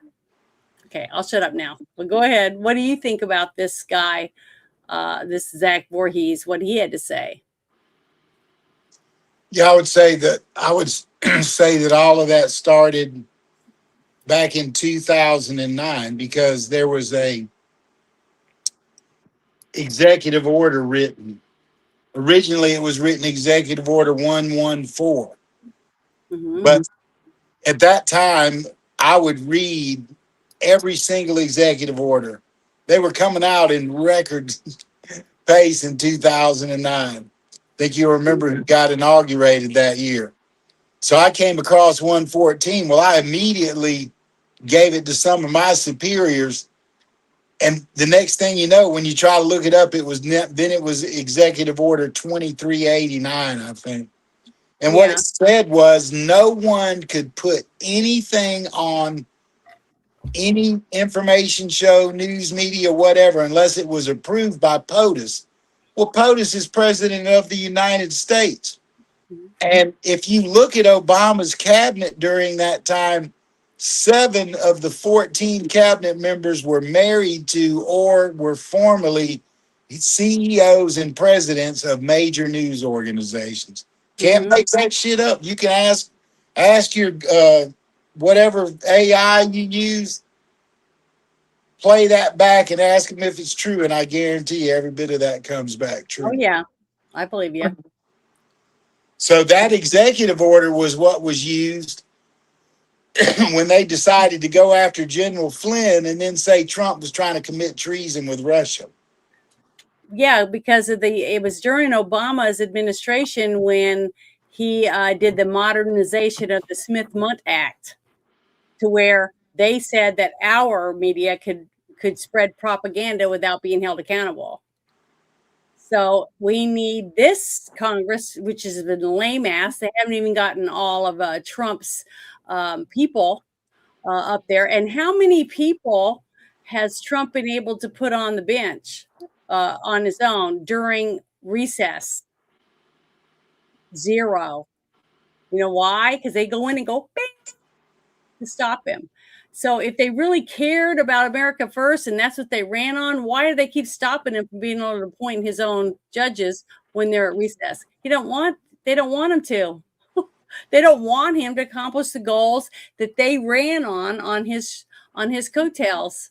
So they're sabotaging him. And look, we got a little over 2 years maybe left. Let me tell you what I got to say about that. After what we just saw with them basically flipping an entire election in California, using the COVID rules that they don't want to take away. Okay, the whole reason they said you could vote by mail is because there was a shutdown. There was mandates. It was a lockdown. You couldn't go vote. For weeks, not Right. one day. It's Right. election day. So who are we going to, how can we get the people that talk like you and I do, and the thousands and thousands and hundreds of thousands and millions who all agree with everything we're saying, but we're powerless over it? Well, I guarantee you, until we get our vote back, which is past the SAVE Act, right now, we're right back full circle. Our politicians are bought and paid for. And the ones that aren't bought and paid for are in Epstein videos. And if you don't believe what I'm saying is true, you're not paying attention. Yeah, How they did have. they- Yeah, you they can get on turned there the- right they- now. You can get on That's the right. Epstein files right now and go look at some horrendous documentation if you're interested. It's hundreds of thousands of documents. Now it's going to take you a while, but it's up there right now. Trump put all of that shit on the web, and you can go watch it. Yeah, he's trying to expose all this for the American people. He's risking his People life. bitch and How many moan, times have they and tried to won't even take go him look out? at it. I know. Look how many times they tried to take him out. I know. But the thing is, the people that bitch the most, the Epstein files, I'm like, how many of the videos have you listened to the women? You know, the documentaries that these women have made? None. Well, why not? I thought you cared about them. See, they don't even want to listen to the victims, what they're saying. And they've all testified or gone on these documentaries and said that they never saw Trump at Epstein Island. You know, that they never saw him like they saw, what was it, the lead singer of the Rolling Stones and Bill Clinton and Hillary Clinton and tons of other people, name after name after name. And you can go to the website and look. But people don't want to because they don't want to be proven wrong. They just want to keep being able to spout the same shit over and over and over again, and it never ends. But then we got a president right now that saved more kids from sex trafficking and women and young men from sex trafficking since he's been president again this time than Biden or Obama did. But yet nobody's talking about that. You know, those are kids. Those are pedophiles attacking these kids. They're arresting people left and right. I play it all the time on my shows and on my timelines and share it on my all my channels about all the people that have been arrested for trafficking and porn, child porn, all that stuff. I got something tomorrow night I'm going to share that they came out with people that have infants on it and stuff like that. And they're doing it right now. And they're talking about, they do live interviews and press releases, but where is it on the news? They don't want to share because all these people that are standing there dragging their feet, not wanting the judges to be put in or any of this stuff, they're in on all of this. They're making money off all the trafficking or something, because why else wouldn't they pass the SAVE Act unless they're making money off of the way things are right now? They don't want to fix it because they are in bed with whoever is trying to keep you from being able to vote, you know, and stuff like that. Senator Johnson and the Speaker of the House and James Comer and a few of them did a movie release yesterday in Washington. And the name of the movie is Duty to Disobey. And it was done during a whole child advocacy all-day thing. I was supposed to go, but they got the roads all closed up there for the wrestling event coming up, and I just didn't feel like my knees are really bad. I can't just walk anywhere. I have to really. You have to wear like special braces or things like that. Well, you need to do all those things. You need to make sure you keep doing whatever it is your doctor tells you to do, so that you can. Not everything. I couldn't resist. The damn doctor that did the surgery on my knee gave me a vaccine when I told him not to. Oh, yeah, I'd be getting a different doctor. I don't know if I'm going or not. I've been taking collagen peptides and anti-inflammatory herbs. See, I can take ibuprofen, so I take all kinds of vitamins to try to help me. because remember I hurt my knee. I broke the clutch off of a motorcycle with my knee when I was 16. So I have problems with my knee, and that's why I exercise. Because since I started doing more regular routine, my knee doesn't hurt as bad. But one day, I'm going to start having swelling and all those things, and I have to be able to control it somehow because I can't take ibuprofen. Well, about a year ago, I decided I would start playing golf again because I got too many screws and rods and plates and metal vertebrae from neck surgery and all. So I thought, well, I'll just go play golf because it's kind of, you turn and twist and you're limber. And if you're really hitting it right, you swing really easy, which I've always been lucky to do that. So when I first started riding a cart, I would play 9 holes and couldn't get out of bed for 3 days. And now I'm playing 18 holes 4 times a week and can't wait to get to the course. So I'm doing all my work in the middle of the night, and then I go play golf in the cool of the morning, and then come back and do stuff like what we're doing right now. And it feels so good to be out doing that again. Now my knee hurts like hell. I can't walk 18. I can't even walk 9. But I am able to get out. Carts? Yeah, I use a cart. Okay. Well, good. Yeah, but just the walking from the cart to my ball, and they got geo fencing, so you can't go in certain places, and sometimes you have to walk a long way. But I'm saying, I'm agreeing with what you said. If you exercise, whatever you can do, whatever you're able to do, that's what you should do. And then diet and herbs and minerals, vitamins, those things will turn your life around. A year ago, I was in really bad shape, and I finally just had to get over it. And it was a hell of a fight getting through it. But I'm not just playing golf. I'm playing real good. I'm breaking par now again and having a lot of fun with it, meeting new kids and other older people like me and having fun with that. I love the social part of golf. Yeah, this is my social life right here. I don't go anywhere anymore. I don't go to clubs. I don't go anywhere. I'm home every weekend, and this is what I do. I'm online. I'm playing Dungeons and Dragons, or I'm doing movie reviews or whatever. And this is where my friends are, and this is what I do. Because and some people don't like me, so they hate me. So, but that's just the way it is. But there's not everybody likes me, and I don't. That's not my problem. It's a you problem, not a me problem. Yeah, I say that to people all the time. But is there anything else you want to add to the stuff before the next time we get to have another discussion about what's going to be up on C-SPAN? I can't wait. I'm so excited about that. Oh, yeah. About it. I would suggest everybody go watch that. There were 2 people in there that had no idea what they were doing. They were invited by Dick Blumenthal. And neither one of them wasn't medical at all. And the other one was completely uninformed and brainwashed. But the real doctors who work in the emergency rooms and done the research and done all of this stuff, the actual doctors, once they told the truth, they thought, well, yeah, maybe, golly, I can't believe all that's true. It's like, yeah, all of that's true. People from 4 different parts of the world doing 4 different things, never met each other, all came in and said the same thing. Chances are that's true.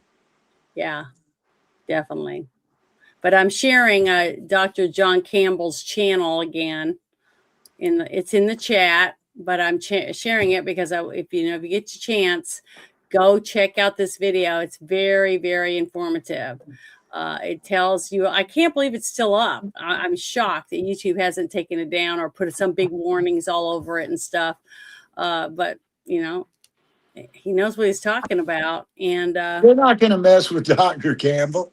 I mean, after I got canceled and all this other stuff, but there was a point where Elon helped me, and I literally went from having, after 9 years on Twitter, he bought X, and I went from having 8 followers to having hundreds of thousands of them in just about 3 or 4 months. And then the same thing happened for my Facebook account. But the reason was because Elon challenged me in direct messages at things I was saying in spaces. And I'm like, why do you think I'm lying? I have no reason to lie. So we got to know each other through DMs. And then towards the end of that, he's like, well, you've convinced me. I'm like, yeah, everything I said. I don't say anything that isn't true, because if I do, then I got to defend it. I'm not trying to defend it. I'll lay the facts down and I'll put the receipts on the table. And if you can't see that and get it, well, then you're just stupid. And that's not my problem. If other people are stupid and want to keep falling for all this shit, I feel sorry for them, but that's not me. Maybe that's that Native American heritage like you. You know, most of the people who do what we do are basically hate the country. You know, it's like maybe AOC hates the country, this and that, because of what they say. No, they love the country because they're milking it out of all the money and they're controlling us like crazy. When in fact, what we need is people, good, honest people who can run for office. But until we have a fair election system, they're just going to keep putting the people they want in. It's obvious they're doing it in real time in California. But they don't even have to hide it anymore. Yeah, they don't even hide it anymore. They just do it because they get away with it. I mean, you know, somebody comes to the president, right? First off, you're the president. If you were the richest man in the world, that's one thing, but you're the president now. And you're one of the richest men in the world. And everybody wants to call you up and go, oh, you're not going to believe what I heard. Oh, you're not. And somebody called Trump and said, man, they're in Skid Row paying people for votes. That is a felony. That takes away every vote, gets you about 20 years in jail, 3 to 25 or whatever it is. It's a major crime against all of us. It's a crime against all of us. So Trump says, yeah, they're cheating in California. So you have any proof? He didn't say anything. And damn, if you couldn't see videos today that they're interviewing people in Skid Row. One person got $2. Another guy bragged because he got $4, and another person got $5, but they were giving them drugs. They were giving them drugs to do, man. Go vote. Foot massages and neck massages and all kinds of stuff. Yeah, I saw a bunch of those. It's like, shit me, man. Yeah, they'll do it right in our face now. Like, yeah, well, you know, that's just how we do things. But look who the governor is.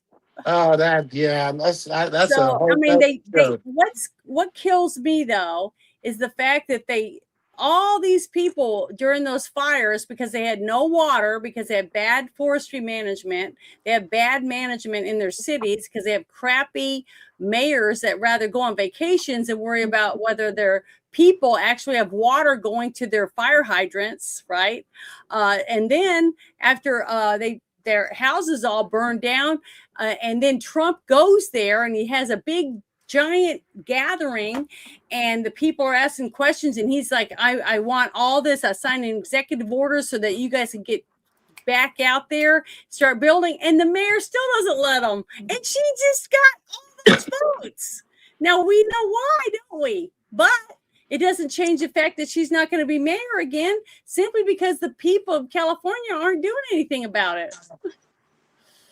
Yeah, you know how bad that water situation was. Listen to this. They got $2 billion from, or 1.9 billion. I don't want to make it the 100 million's a lot. 100 billion, I mean, but they got 2 billion, 1.9 billion to build new reservoirs so that they would have more water available in California, right? Yeah. And before the fire, you know what Newsom did? He used 250 million of it to blow up 5 dams for some fish that they were trying to save. I'm like, they have a way to do that. You take tubes and put them up there and you put the water in the tubes, you make steps, and the trout and the salmon go up the tubes. No, they blew up and lost, I think it was 250 million cubic feet of water. Yeah, from their water. and their train that they were supposed to do. Oh, that's a total bullshit, dude. I know, it's just like it's all of it's bullshit. I mean, all of it. That one thing that I shared on one of my shows about the fraud. It's I think it's something lots of fraud or whatever the name of it is, about the one county. I think it was LA County had over what was it, 100 million or something like that in fraud just in that one county for Medicaid fraud. So. I mean, they're good at it. These people have been doing it for so long. They're so good at crossing the T's and dotting the I's and making sure the right signatures on what paper so that they don't look at it. So that this goes over that desk and that desk and that desk. And unless somebody actually goes to the residence and sees that, oh, this isn't a nursing home. This is just a parking lot, that kind of stuff. Let me tell you how long that Medicaid crap's been going on, okay? We had a congressman here, I think his last name was Harrison, and somebody came to me from the DA's office. Well, actually, it was the brother of the DA's secretary came to me, and he had lost a bunch of psychology businesses up in Atlanta because he would hire psychologists to open these psychology practices, but he wasn't a doctor, so they made him shut down all of his business. Well, he had a vendetta, right? And he comes to me and he goes, dude, I need you to help me do something. I said, what? He said, they're over at the Community Mental Health Center, CMHC. It's where all the private public service mental health, and it's connected to the YDC Youth Development Center, which is the jail for kids and blah, blah. So I go in there and my job is to use a cross-platform interface programming, which is API, so that the databases from the service of the hospital units, there was different wards, and inpatient and outpatient and all that. And then there was the people who were taking care of the money. It took me, they wouldn't even let me touch the computers. I said, do you realize what they hired me for? You got to get out of the way. So I snuck around and did it anyway. I would climb up in attics and put recording devices and things that would send the internet, everything they did to my house. I put them on each different one. And these people were billing Medicaid from the service units. And then they were sending the information over to the corporate part of it. And they were billing again. Man, this dude got 20 years in jail. And my dad was 5th group Green Beret. There was this guy, Mike Harrison, was in there, and he was 5th group Green Beret. And I'm like, I can't believe this guy. They're supposed to be the best of the best of the best, right? And this guy knew the whole thing was going on. And sometimes I would be talking to him and say, Mike, it'd be a good idea, man, if you would help me do what I'm doing. And he kept laughing, hi, who are you, what are you, blah, blah, blah. And the day we went in there to serve the warrants, he literally died in his chair. Didn't get up, didn't take a sip of coffee, nothing. They put the warrant on his desk, he read it, and his eyes went up in his head and he fell back in his chair. Because he couldn't believe I had been telling him the whole time. They got, I'm talking in the millions and millions of dollars. That was 2003, Janet. That was 2003. Now, how much money you think they got out of there since then? A lot. A lot. And that's why once we start seeing each year that goes by without that fraud money continually go out and more money starts to go back up again, that's when people are going to say, where in the hell is all this money coming from? Because it's not being spent on shit that's not supposed to be spent on. So, but the thing is, that's what scares me about, these elections coming up, that we've got to all of my political science teachers in college, all of them had a joke at the beginning of a class saying that Congress and the Senate and the president and all that is the only people in the world who can convince you they're saving you money and then take your money and blow it on something useless. Well, I mean, that's the deal. Tax us, spend it on bullshit, give it to their friends, let people build buildings that don't, there's whole neighborhoods right now all over this country, brand new houses finished, ready to be moved in, that they will not pass for inspection because these stupid people went out and hired all these illegal immigrants that didn't build anything by code. They took shortcuts, did this, did that. I'm talking about in the tens of thousands, neighborhoods, whole neighborhoods, nobody can buy one house in. Well, that they were greasing each other's all those palms. people will all lose their licenses and they won't be able to get a new one. Yeah, I mean, maybe they will, maybe they won't. Apparently, we can't even control a vote in California. Mm-hmm. Well, they're going to say states' rights. Okay, I don't care what anybody says at all about anything. What happened in the Civil War, in between the late 1850s and the breakout of the Civil War, was because states wanted to be able to do whatever they wanted to do and screw the federal government. It was about states' rights. There were people who wanted to control the cotton industry and all of that from New York. I mean, they're paying all this money to the South. They get textiles, everything's, cotton, tobacco, and all this going back to Europe. Well, the people up north that ran the financial markets in New York were furious, and they wanted to control the money. Now, if you go back and you look at 2009, I remember not long after Obama was in office, that they brought in the CEOs of the major oil companies. And so Maxine Waters, it was her turn to question someone, and I think she might even have been chair in the meeting. And she looked at the 4 most powerful men in the petroleum industry, and she said, we are going to take your businesses from you, and we're going to control your profits. Mm-hmm. Well, that's what they did. And then they gave all the oil business to Iran and Venezuela and all these other countries, basically wanting to destroy us.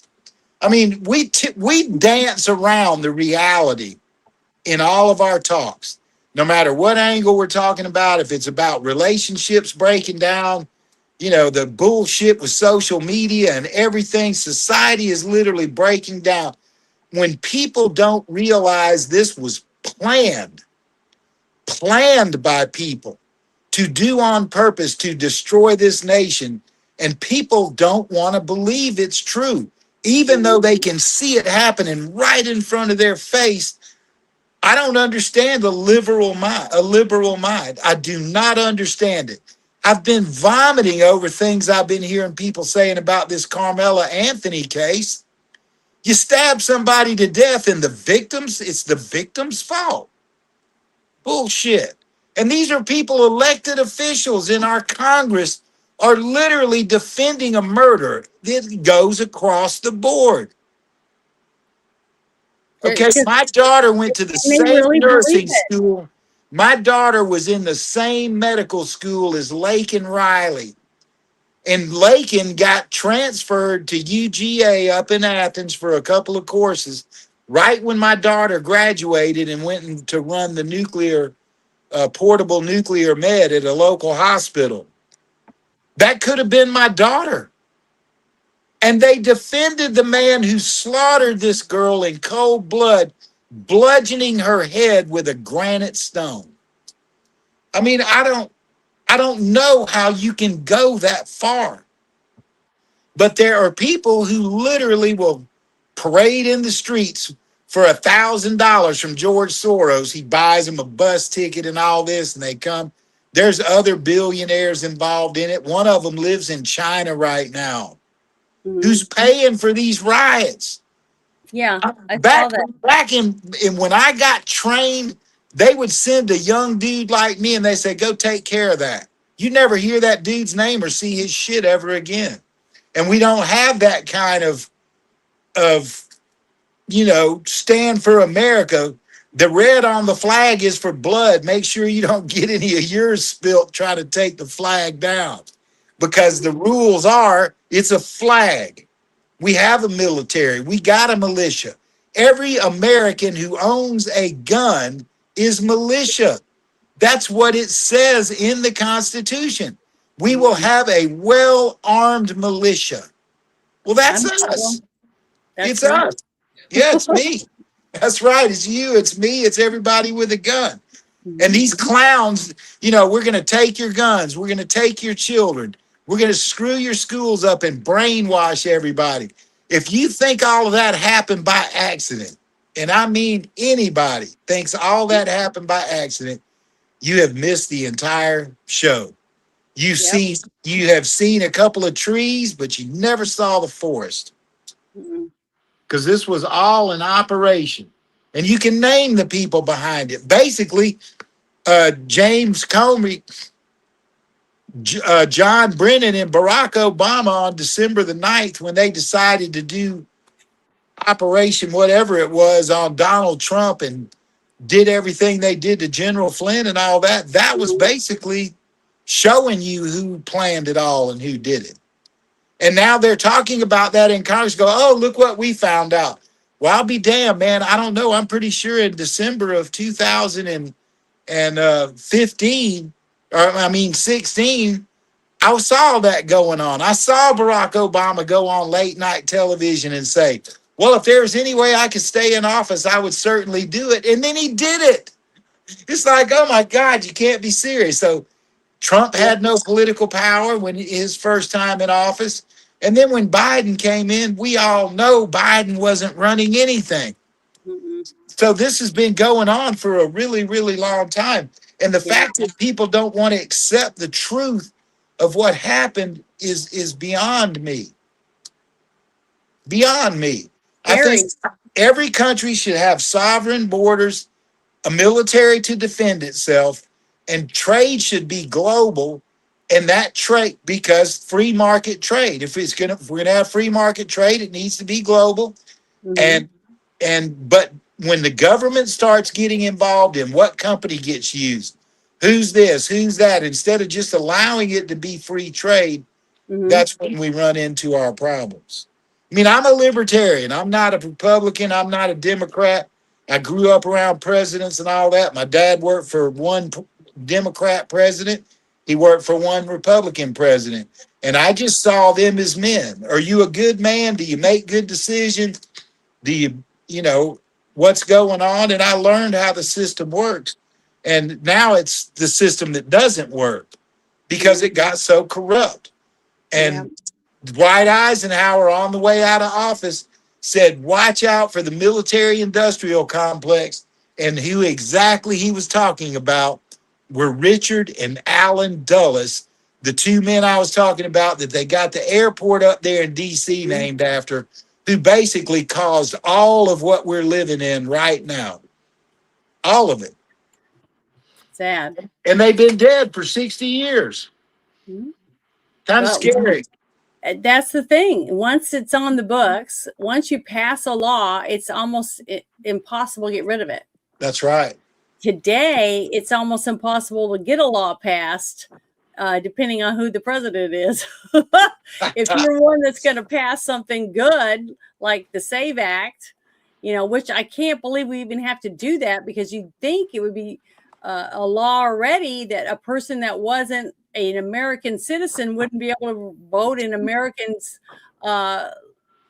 elections of any kind, because they're not a person. I can tell you right now, I can go over the border into Canada or down into Mexico, and I would go up and say, hey, I want to vote. They wouldn't let me vote. There's no way they'd let me vote. No, they'll execute you in a lot of countries if you try. We're the only country in the world that puts up with this shit. No other country does it. Nobody. Well, I don't know. After the incident in Belfast and what's going on in Northern Ireland right now, some people don't take shit. Some people take shit and some people don't take shit. That's all. The people who don't take shit are outnumbered right now.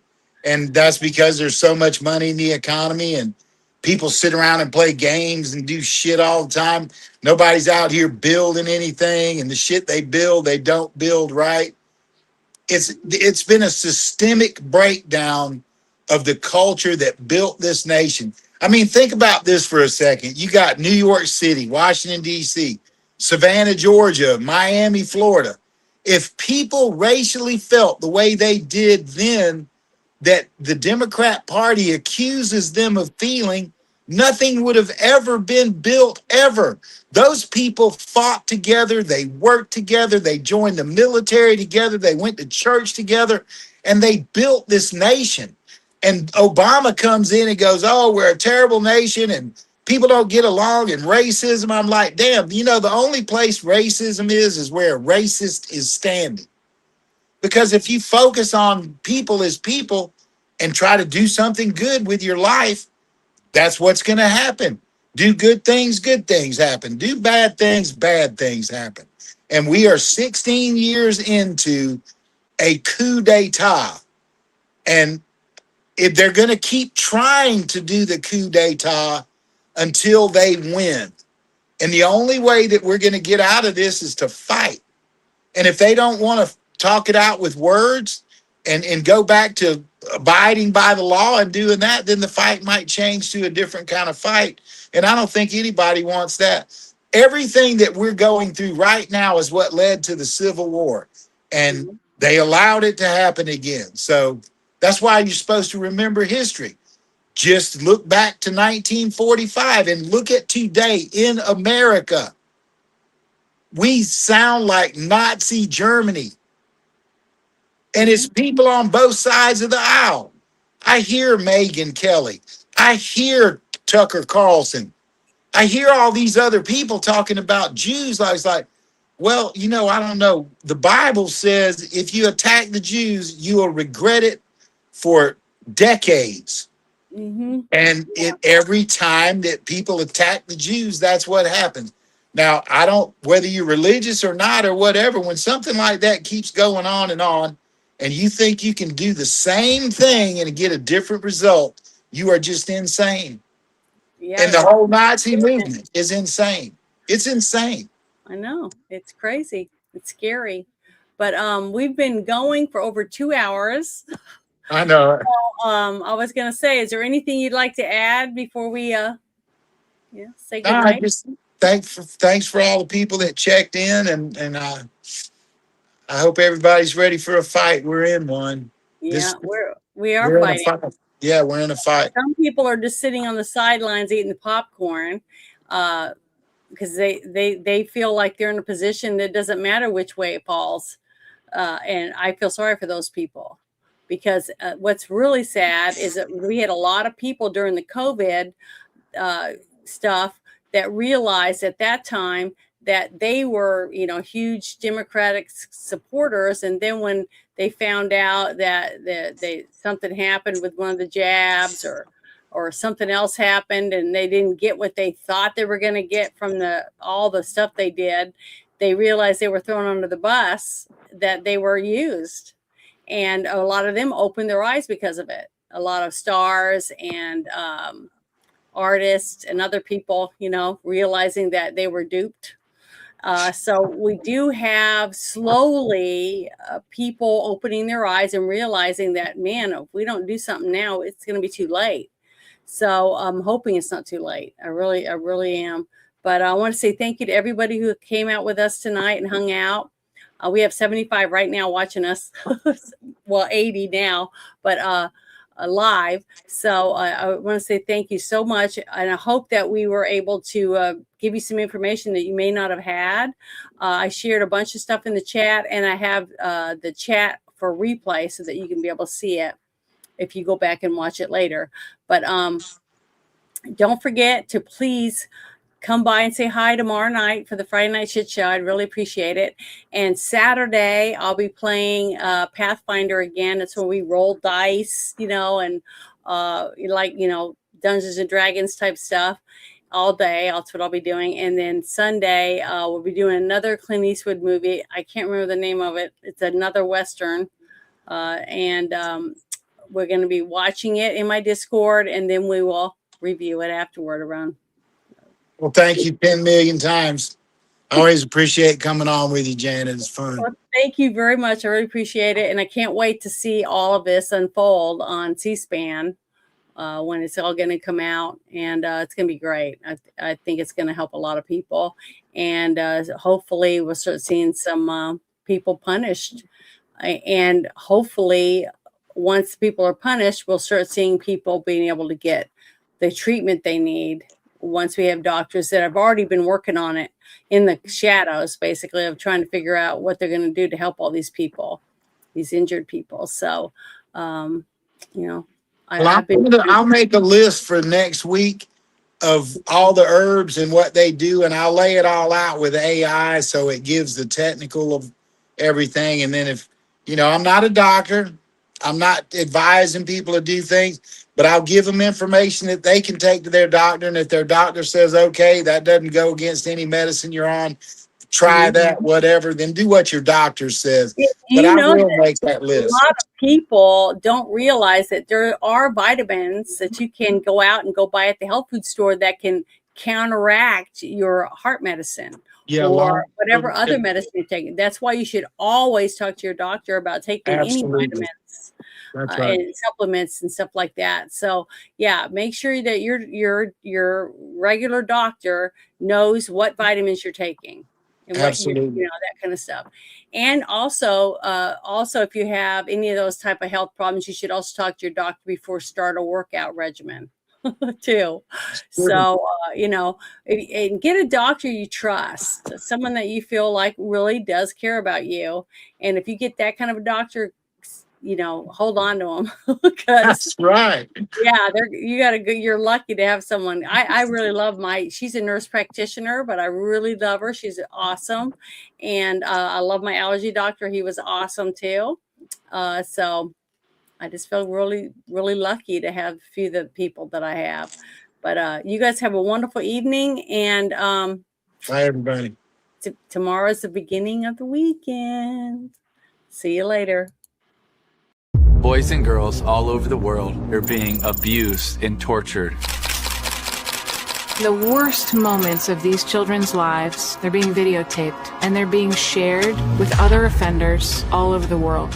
Many people would refer to this as CSAM, child sexual abuse material. They are suffering and they don't think that anyone is coming to help them.